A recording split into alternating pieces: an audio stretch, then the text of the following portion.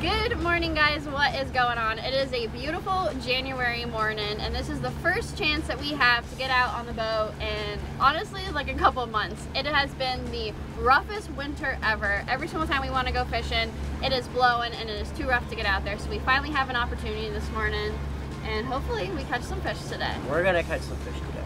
So the first thing we're gonna do is we're gonna try to catch some big baits so we can hopefully catch some big fish. So I will see you guys out there.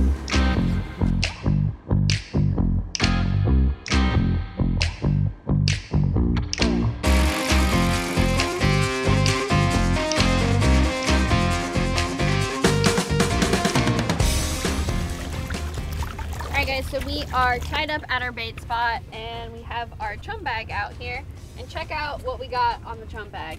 We got a whole school of file fish just eating this. Not much chum has started to come out yet because it hasn't really thawed out, but we just saw the speedos here and that's what we're going for. So I'm shaking the bag for Brook because if you shake the bag, a lot of chum's gonna come out at once, and then the speedos come real close to the boat. There they are. You gotta make sure the file fish don't get your bait and the speedo actually gets it. Oh, he almost got it. You did a drive-by, huh? Oh, you got one.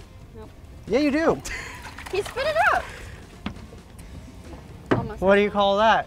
Twirly bird. A catch and release. We are not catch and release fishermen on this boat today. There we go. Look at this beautiful, nice, chunky bait. Beautiful, nice chunky bait. These are some of the most gorgeous baits. Oops. So all I got is a little gold hook with a little tiny piece of squid on there. What? You take so long to set that hook. Well, I'm catching it. Got another one. So we have this ballyhoop in the water, which is this big net that we have a weight at the bottom to keep it completely submerged straight up and down. And what we're doing is wait until those speedos get right on top of the surface, right at the chum bag, and I'm gonna pull this up real fast so I can net a bunch of speedos at one time instead of catching them one at a time with the rod and reel. Look at them. Here they come. Oh boy. You have so many file fish in your I net. know, I have like 3 file fish already. It's fine. They just went in there on their own. You got what, 4? You got enough in there, Brook.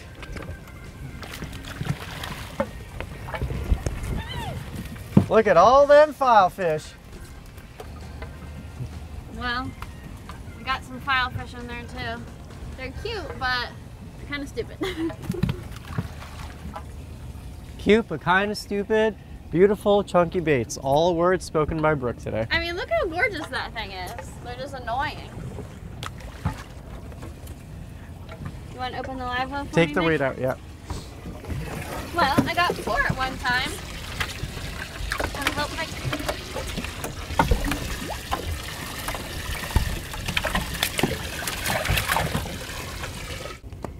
Oh yeah, baby. This is so satisfying, guys. What do we get? Then a 6 or 7 of them? Okay, so we have about maybe around 15 speedos, and we're pretty happy with that. These are fish that need a lot of room to move around in there, so you don't want too many because then they're going to end up dying in your well. So now we are going to start fishing and hopefully catch something good.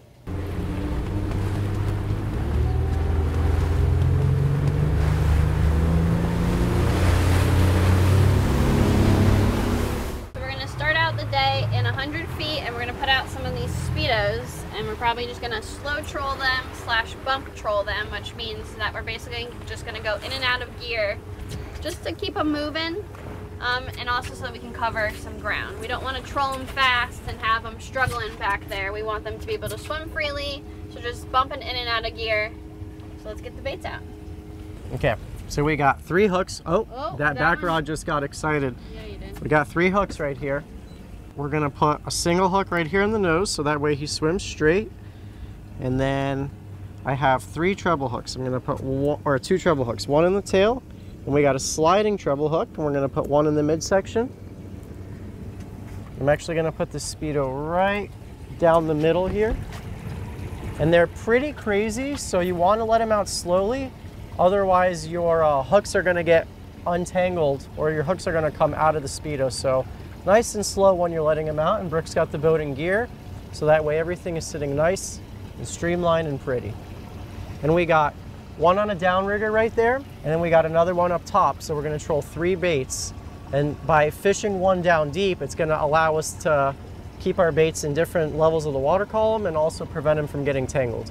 Well, we've been trolling for probably about an hour and a half or something, I'd say. We have not had any action. Every once in a while the baits get a little excited. You'll see the tip of that rod freak out a little bit, but nothing yet. But you gotta think, the thing that's gonna eat these baits is gonna be pretty big. I keep telling Vic, he wants to drive, so look, he keeps pushing me out of the way. I keep telling him, look, he's turning. Go shallow. I am, but I'm going at an angle. No, we're never gonna go shallow. Yes, when we are. were catching bait in 40 feet of water today, you could see all those bait getting showered. They were jumping for fun. I think if we go shallow, we'll have some luck. We've been out deep and we haven't seen any bait on the surface or anything, but in shallow there was tons of bait, so I think we need to go shallow. Out of the thing, Brook. Here, take it. It's on. I think. Yep. Oh yeah, baby. We're taking drag. Maybe. There's another one of those soft hits. Is he still on or no? Doesn't feel like it. That one might be getting hit. Yep. Take this one, Brook. Here. You got a double. Take it. Yes! Doubled up! Careful, you're wrapped in that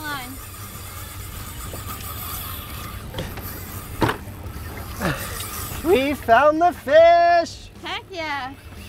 So Victor just caught an incredibly amazing big African pompano. And then we just had both of these rods go off. We're tripled up. And this one. Holy moly. First the bottom rod went off and then these 2 top rods went off. But I've been telling Vic all day that we needed to go shallow. He finally listened to me and here we are, tripled up. We'll see how good my fishing skills are, see if I could catch 2 fish at once. Look at that. Incredible. We had just got our baits back out. We've only been trolling with fresh new baits for, I don't know, 5 minutes, and we got tripled up. When do you ever get a triple that actually sticks? Where we get all 3 fish on. Dennis is filming and cranking at the same time right there. It is crazy. I saw the color of yours, so you're gonna get yours in first. I've never had to do this on a shoot before. So yeah, this is just wild. Very rarely do you get 3 fish on at once. I think they're amberjacks. I see mine and it looks like either an amberjack. Look, they're African pompano again. You're kidding. No, mine's an amberjack.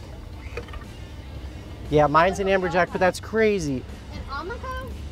No, it's mine's a greater amberjack. I'm gonna let it go, and then we can focus on yours. I'm gonna grab him by the tail. Hold on, buddy.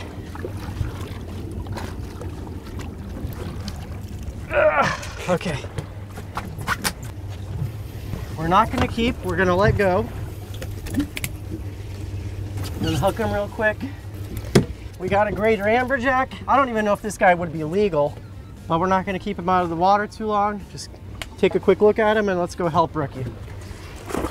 Since we just found out that Victor's was an amberjack, I'm pretty sure that these other 2 fish are also gonna be amberjacks. They're usually a schooling fish, so we probably just went over an area with a school of amberjacks, and heck, maybe if we had more lines out, we would have hooked up to more fish. That was pretty incredible. I'm starting to see some color. Not exactly sure what it is yet, though. You know what? This will be my first fish of 2024. This is my first time going fishing of the year. This will be the first fish that I catch of the year, besides my speedos. Getting mine close. Okay, well, when you find out what it is, let me know. And I already know it's an amberjack. You see it? Yeah, it's right here. Do you want to help me, Vic? I'm gonna grab him by the tail and we'll measure him, okay? Yeah. Big old amberjack. There we go. What happened to your hook? What?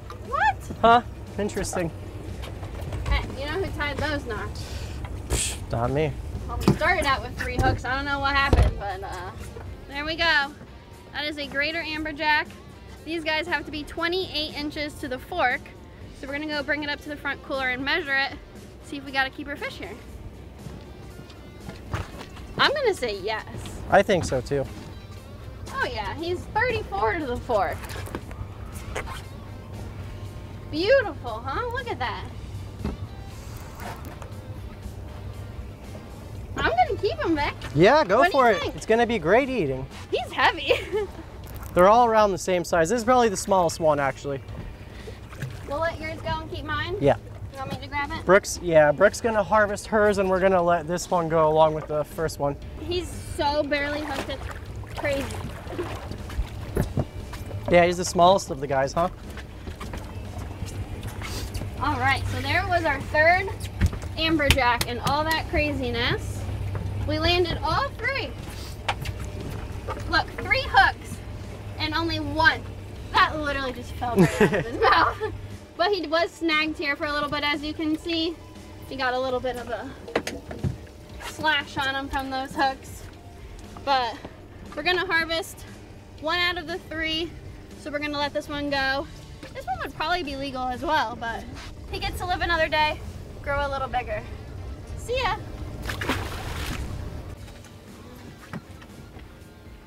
Here we go.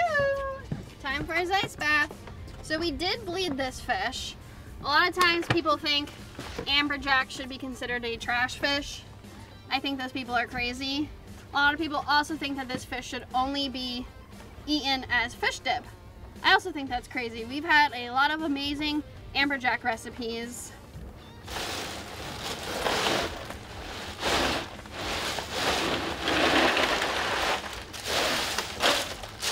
Beautiful. A cooler with a lot of ice is just a beautiful thing. And then some tail sticking out just makes it that much better. All right guys, while we are waiting on our next bite, I'm gonna tell you about today's video sponsor, which is Element. Element is a tasty electrolyte drink mix with everything you need and nothing that you don't. Element can help prevent and eliminate headaches, muscle cramps, fatigue, and other common symptoms of electrolyte deficiency without all the added junk. That means no sugar, no coloring, no artificial ingredients, no gluten, and no fillers. I've implemented Element into my life for the last 2 years and I absolutely love it. So whether I'm out on the boat all day fishing, diving, going surfing, or just doing yard work, I can always count on Element to help me feel my best. So if you guys are interested in trying out Element, right now they're offering you a free sample pack with any purchase. This is a great way to try all 8 of their delicious flavors. If you guys are interested, you can go to drinkelement.com/BrookCrist, or I will have a link in the video description. I'm gonna mix myself up one of my go-to flavors that I've been really loving recently, which is grapefruit. Vic, you want one? Yeah, you betcha. My favorite flavor is lime. I love me some lime Element. They come in these super convenient packets, so it's really easy to have on the boat. We're gonna mix these babies up. Now let's see what else we can catch. Well, we were just trying to get all reorganized after that, and Victor's like, what is that? Is that a fish floating? He's like, I think it's a hogfish. And I go, it looks like a speared hogfish, and it's not hogfish season. So somebody speared a hogfish, maybe brought it up to the boat to somebody who actually knew the season of them, but it's not season until May. You just have to know your regulations. You can't go around spearing whatever the heck you want. Like, that's sad. That is a very sad thing. A hogfish is a special fish. You know, you don't get many keepers, especially around this area. Yeah, maybe if you go to the Bahamas, you get a bunch of hogfish, but around here, you don't see many fish that are big enough to spear. There was just a dive boat in this area, so I guarantee they were scuba diving, shot it, came back up to the boat, and whoever was driving the boat was like, nah, get rid of that. It's not season. That's sad. That's bit. We're bit. He isn't brand yet. Is he on? Looks like it's way too taut to be not on, huh? No, he's there. No, he's there. Okay. Something. We got something. There he goes. He finally maybe ate the whole bait or something. I gotta keep the boat in gear, okay? Go for it. There he goes. We got another fish on. This trolling these big speedos has been working well for us today in this very shallow water.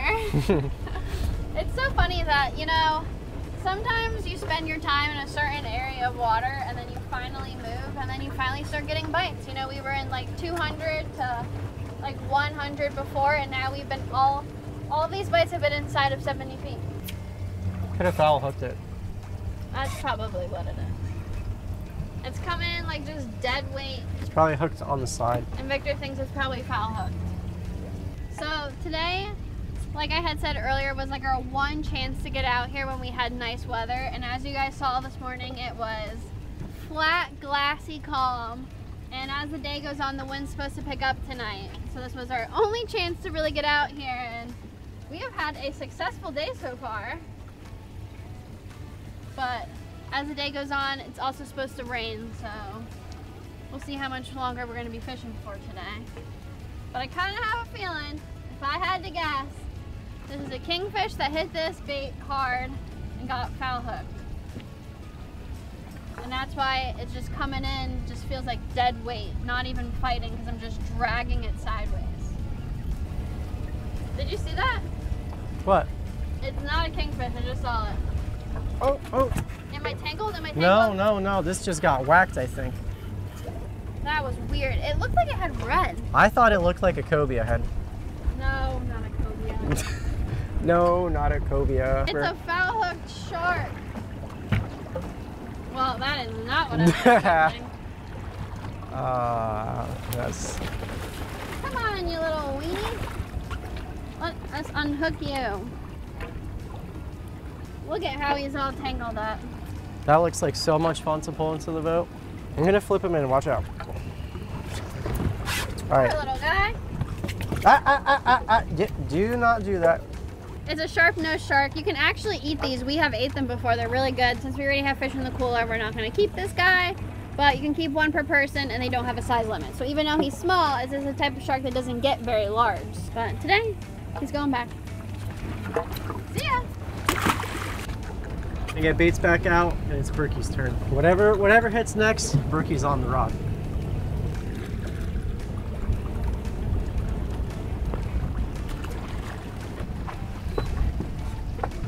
Did you see the bait up? Oh, that's a good king. So sick. Should I let it eat it? What did it do? Did he cut it? Oh! Did you get that, Dennis, on video? Oh, that's so cool. That's so sick. It just pulled. Just keep reeling. It pulled. I felt it. Oh. Gosh darn it. Dennis said he got the jump on video. That was cool. Dennis is like, I see this rod's getting nervous, and he starts pointing the camera. Kingfish skies 10 feet behind the boat.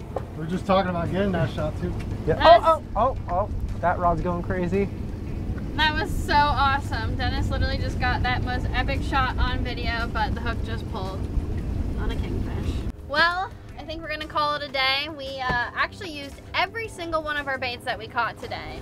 We didn't run out of bait. We still have 3 beautiful baits on, but it's time to head in, clean up these fish, and Victor's actually gonna cook tonight. He's making another video as well, so make sure you guys check that out because we caught a few fish that I'm not gonna show you in today's video. That'll be in his video. But yeah, we had an absolutely great day out here. We caught some species that I was not expecting to catch. I thought we would have caught more kingfish and some sailfish. This cold weather, I would have thought we would have caught some sailfish, but you know, that didn't happen. But it's always fun to come out here and you never know what you're gonna catch. And we had a great day catching some fish we haven't seen in a while, so it was a lot of fun. We're gonna bring in these rods and then head into the inlet, clean up our fish, clean up the boat, and then enjoy a delicious fresh fish dinner. All right guys, we are back home at the fillet table. It is time to clean up our amberjack, so let's get started. I'm going to be using a 6-inch Dextreme knife. And as always, you guys can always save 20% with my code Brook20 on dexteroutdoors.com on any of the knives. So like I was saying on the boat, a lot of people think amberjacks are a trash fish and the only thing they want to do with it is smoke it for fish dip. But we have had amberjacks a lot of different ways and I think they're delicious. They got some beautiful meat on them. So you won't find me ever turning my nose up to a beautiful amberjack like this.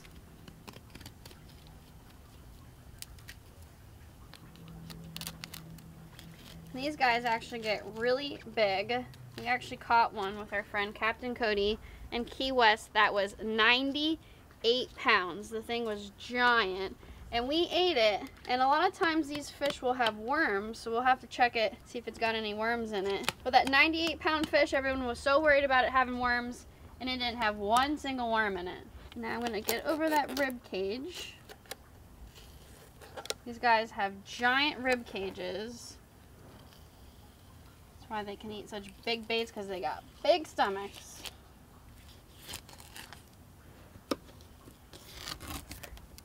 There is our first side. Push this out of the way.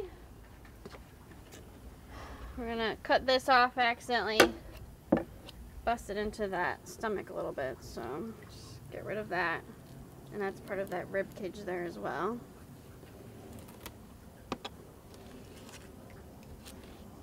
Normally a fish like this, if it's gonna have worms, it's usually in the tail section. And I don't really see anything. Sometimes you'll see them still on the fillet, but I don't see one worm in sight. A lot of people will be like, oh, I ain't eating one of those. That thing's full of worms. I don't see one worm in there. Looks delicious to me, just like anything else. All right. Do the other side. I always like to start with my head cuts. It's funny, I don't even know the last time I filleted a fish. I'm trying to think about it, and it could have been a mutton snapper from a long time ago. I haven't really been fishing much, so I haven't been filleting any fish. Seems pretty crazy. My first fish of 2024, as well as my first one that I'm filleting.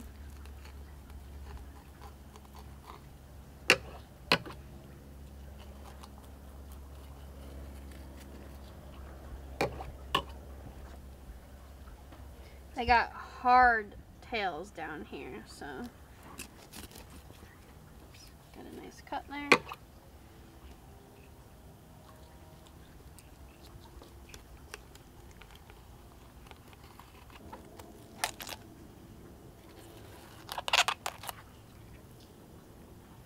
This is where I always struggle the most on a bigger fish, trying to hold up this chunk of meat and get in there to try to get a good fillet. It's like all this weight in your one hand. All right, there we go. Our second beautiful side. Not a worm in sight, just beautiful amberjack meat. Adios. Since this chunk of meat is so wide, what I'm going to do is I'm going to actually cut out this bloodline. Again, a fish that, you know, sometimes people turn their noses up to. You can afford to get rid of that bloodline, and at the same time I'm getting out those pin bones, and I'm just making it easier for myself so I can skin it, separating it into two separate parts. So there's your top loin, and then I'm gonna run my knife down, get out this bloodline.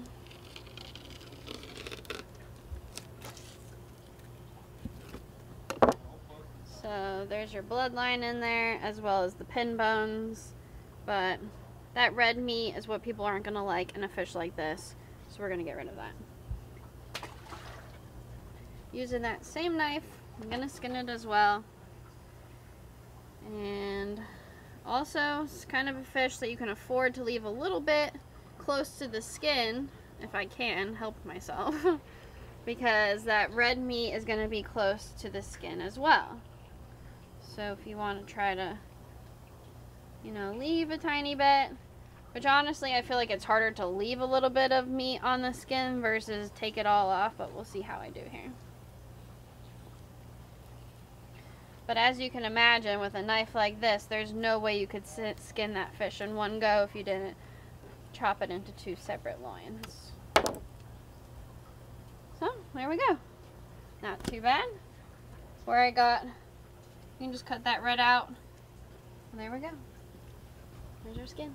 Dang, girl. You could teach a whole fillet course over here, fillet school.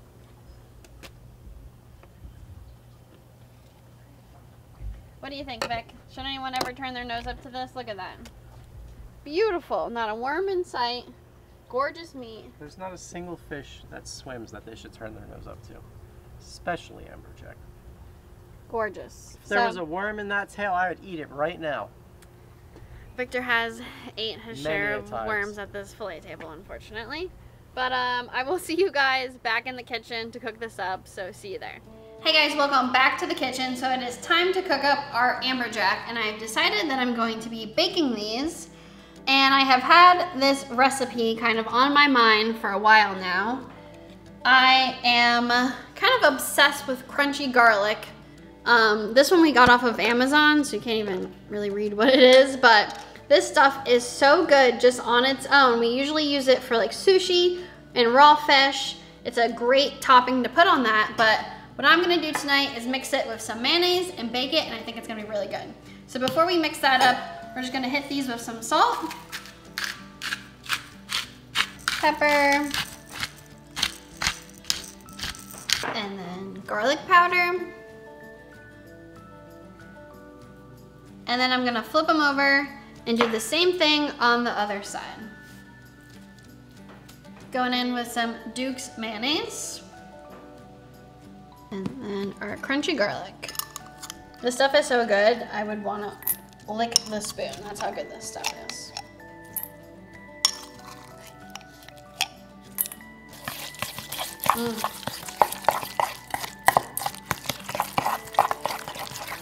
There is our mayonnaise chili garlic mix, and let's give all these guys a nice little dollop, and then we'll spread it out.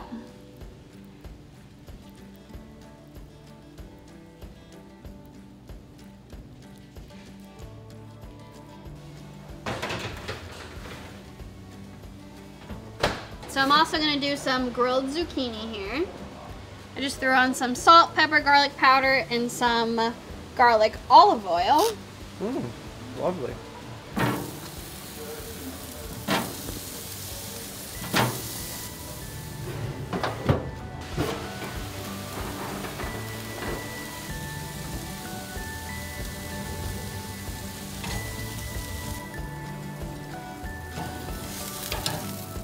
A lot of fish. This thing's heavy. Oh yeah, baby. Check that out. It smells so good.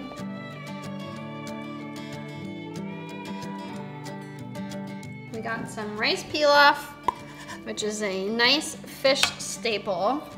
We got our grilled zucchini.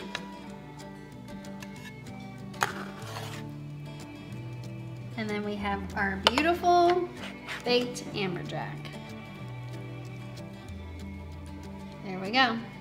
And we have a special guest tonight.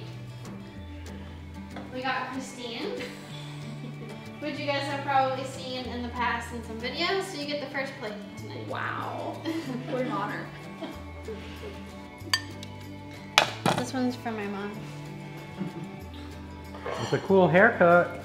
Look at that. Yeah, she's got her hair done. Thank you. Thank you. Jen? Beautiful plating.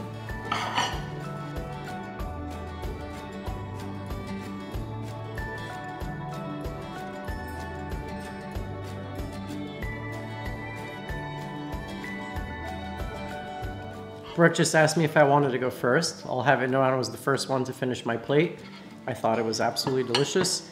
Amberjack is one of those fish where a lot of people don't like it, but I personally love them, and I think everyone at this table would agree. It's a good, dense fish. You get these big steaks. It's got all that oil content so your fish doesn't dry out, and it's just a good fish. It's fun to catch. It's good to eat, and Brookie knocked it out of the park with this recipe. That chili garlic crunch mixed with the mayo, everything flowed together real well, so good job, Brookie. Thank you. Christine, special guest. It was delicious as always. Honestly, I didn't think that Amberjack would be that good, but honestly, you always make such a great recipe, and it was delicious. And I got to hang out with my favorite fam, so. Aww. Thank you. I liked it too. It looked like it was going to be hot and spicy, but it wasn't. It was perfectly seasoned. It was tender and delicious. The zucchini was great. 2 thumbs up, Brooke. Loved it. Thank you. Good job. Dan? It was good. It was cooked very, very well. My piece was super thick, and it was cooked to perfection all the way through. The whole piece, moist and not overcooked. It was great. Thank you. I agree. That's fish 2 days in a row now, and this is practically just as good as Victor's last night. And I'm the lucky one that gets to take some home. I'm gonna make some sandwiches out of it. Yeah, so I agree with everyone. Amberjack does turn out really well when you prepare it just right, and Brook's recipe today really shined. And yeah, if you ever catch Amberjack, don't think about throwing him back next time. Well, I've been wanting to make that recipe for quite some time, and I think this was the perfect fish to make it with, and it was very delicious. We could do that very simple recipe on basically any kind of fish and bake it really easy. But yeah, Amberjack is a great fish. Like Fisher said, don't throw it away, keep it. It's a delicious fish. You can make it, you can grill it, bake it, do anything with it, make smoked fish dip. It's a well-rounded fish. As always, thank you guys so much for watching. Again, if you're interested in purchasing any element, check out the link in the description or go to drinkelement.com/BrookCrist, and I will see you in the next video.